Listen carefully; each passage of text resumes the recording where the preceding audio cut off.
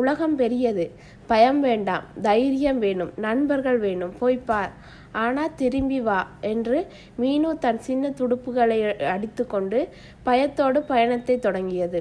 முதல் நண்பன் ஆமை அங்கிள். மீனு நீந்த நீந்த ஒரு பெரிய பாறையில் ஒரு பச்சை ஆமை உட்கார்ந்திருந்தது. அதற்கு பெயர் ஆமை அங்கிள். 100 வயசானாலும் கண்கள் குறும்பு நிறைந்தவை. போற சின்ன மீனு என்றது ஆமை.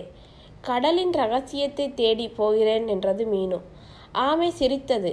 ரகசியம் 1 அல்ல, 1000 இருக்கு. ஆனா தனியா போகாத, என்னோடு வா என்றது ஆமை. மீனு மகிழ்ச்சியில் துடுப்புகளை அடித்து முதல் நண்பன் கிடைத்து விட்டான். இருவரும் நீந்தினார்கள். வழியில் ஒரு பவளப்பாறை தெரிந்தது. அதில் ஒரு சிகப்பு நண்டு நடனம் ஆடிக்கொண்டிருந்தது. அதற்கு பெயர் நண்டு நண்பன். ஏய், யாரு நீங்க என்று கத்தியது நண்டு. நாங்கள் சாகசக்காரங்கள் என்றது மீனு. சாகசமா? அப்ப என்னோடு வாங்க, இங்க ஒரு பழைய கப்பல் இருக்கு, அதுல பொக்கிஷம் இருக்கு என்றது நண்டு. மூவரும் சேர்ந்து பவளப்பாறைக்குள் நுழைந்தார்கள்.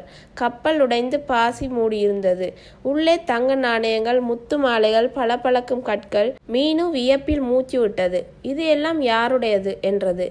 பல 100 வருஷத்துக்கு முந்தையது மாலுமிகளோடது, இப்போது நம்முடையது என்றது நண்டு. ஆனால் திடீரென்று கடல் நடுங்கியது. ஒரு மாபெரும் சுறா வந்தது. பற்கள் வாள் போலவும் கண்கள் சிவந்து நெருப்பு போலவும். யாரும் இங்கே என் பொக்கிஷங்களை தொடுகிறது என்று கர்ஜித்தது. மீனு நடுங்கியது. ஆமை அங்கிள் மெதுவாக பின்வாங்கியது. நண்டு நண்பன் பவளத்தில் ஒளிந்தது. சுறா நெருங்கியது. மீனு கண்களை மூடிக்கொண்டது. இறந்து விடுவோமா என்று நினைத்தது. ஆனால் அதன் இதயத்தில் ஒரு சின்ன தைரியம் முளைத்தது. மீனு கண்ணை திறந்து கத்தியது. நண்பர்களே, சேர்ந்து தப்பிக்கலாம். இந்த கதையை முழுவதுமாக கேட்க ரிலேட்டட் வீடியோவிலையும் டிஸ்கிரிப்ஷன்லையும் லிங்க் கொடுத்துருக்கேன், போய் செக் பண்ணி பாருங்கள்.